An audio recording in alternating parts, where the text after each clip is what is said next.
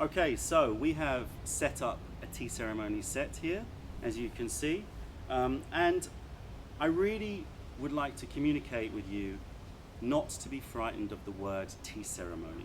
It really is not as difficult as it sounds. Basically, all that you're doing is brewing a larger amount of leaf in a smaller amount of water for a short period of time at the perfect temperature to brew the perfect tea. And it allows you to savor every subsequent infusion and taste the difference each infusion brings. Western style brewing is fine for 1 or 2 cups, but it kind of infuses all the flavor in one go. Whereas proper tea brewing needs time. It needs time for the water to enter the leaf and for the flavor to be extracted. And every subsequent infusion does that. So if you can infuse more times with more leaf, you're going to get a much better tea. So this is more social. However, I like to drink like this by myself as well. If you're sitting in a lovely garden like this or indoors, you can sit and drink tea slowly over the hours.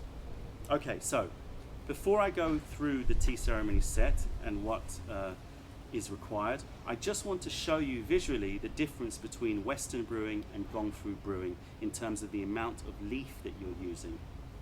So here you have 8 grams of ball rolled oolong. These 8 grams of ball rolled oolong is perfect for about 200 milliliters of water, which is the size of this pot.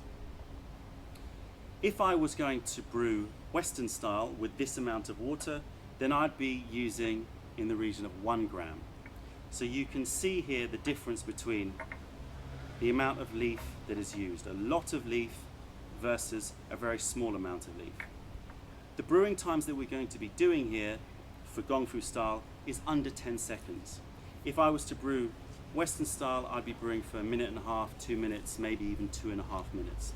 And so that is the largest difference between Gong Fu style brewing and Western style brewing. If you brew longer, more of the flavor is extracted and blended all together, but also tannins come out which affect the texture of the tea and the bitterness of the tea.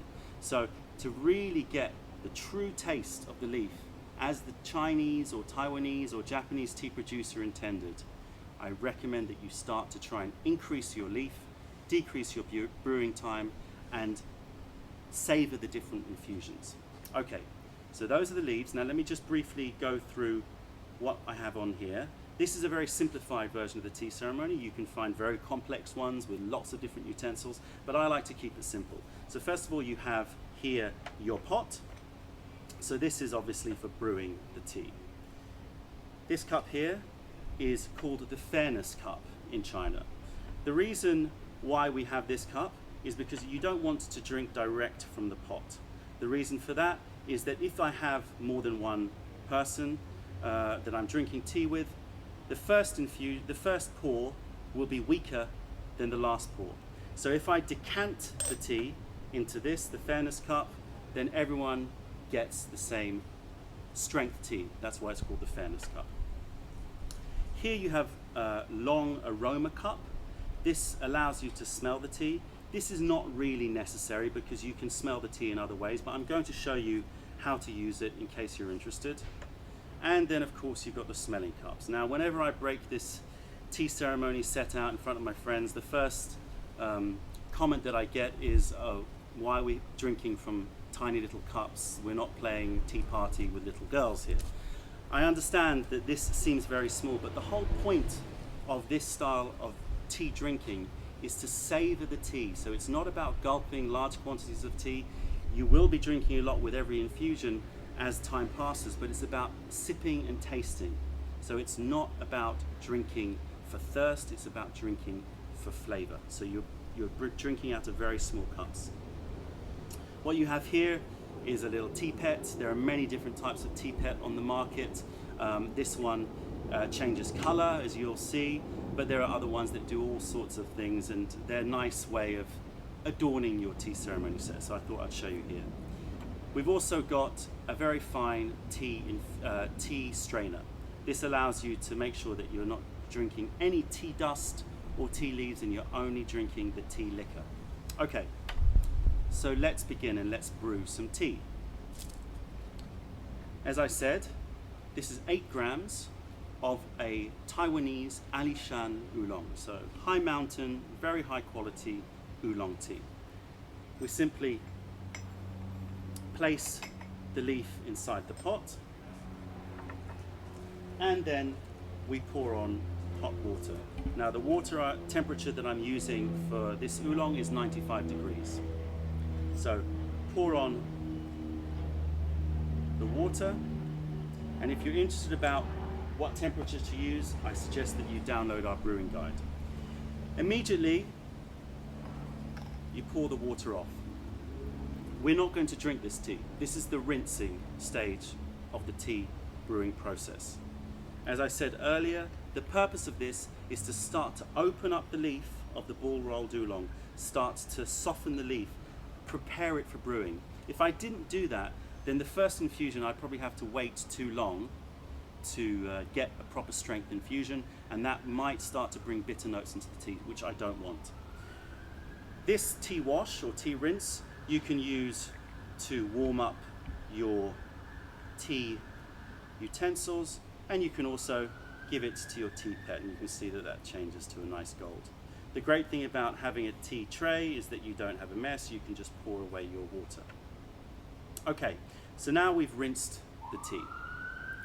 We can then pour away this tea rinse, and already I'm starting to get the aroma of the tea. The leaf is starting to wake up after its long journey from the mountains, and is starting to soften, to start to allow me to brew good quality tea. Right, so next is to do the proper infusion. So again, nearly boiling water to the top. You can scrape off any bubbles, drop it, and now this is infusing. And we're going to infuse for about 5 to 10 seconds. So pretty much this is done. What I'm going to do is take the strainer, put it on top so that I don't have any of the broken leaf that possibly is in there, and strain off the tea. There we go. So this is our first infusion. In China, there's an expression which is that the tea wash, the tea rinse, is for your enemies. The first infusion you give to your wife, and the second infusion you keep for yourself. It's a slightly male chauvinistic little saying, but you get the point. The second infusion tends to be renowned as the better infusion. But we're going to taste this first infusion. I'm sure it's going to be very delicious. What you do is you pour the infusion into the smelling cup. You top with the drinking cup. You twist, and they would gently pick up the smelling cup and smell the tea. Because of the length of the smelling cup, holds the fragrance in for longer, so you can really pick up the aroma of the tea. Now, as I said, you don't really need this part of the tea ceremony set, because what you can also do is just smell the lid. And I like to keep things simple, so you can smell the lid and ask your guests to smell the lid. One thing to note is when you are leaving your tea ready for your next infusion, the best thing to do is leave the lid slightly ajar. This cools down the leaf, prevents it from steaming, and prevents it from developing any kind of steamed, stewed notes. So this cools down the leaf nicely and prepares it for the next infusion. You don't need this, so I'm going to put this aside for now, and then we just concentrate on this. And you can see how simple it is. Tea ceremony is not complicated. You've got your pot, your fairness cup, your drinking cup. And then of course here you can drink, and the advantage, one of the other advantages of having a small cup is that it cools the tea down very quickly. So this tea is ready to drink.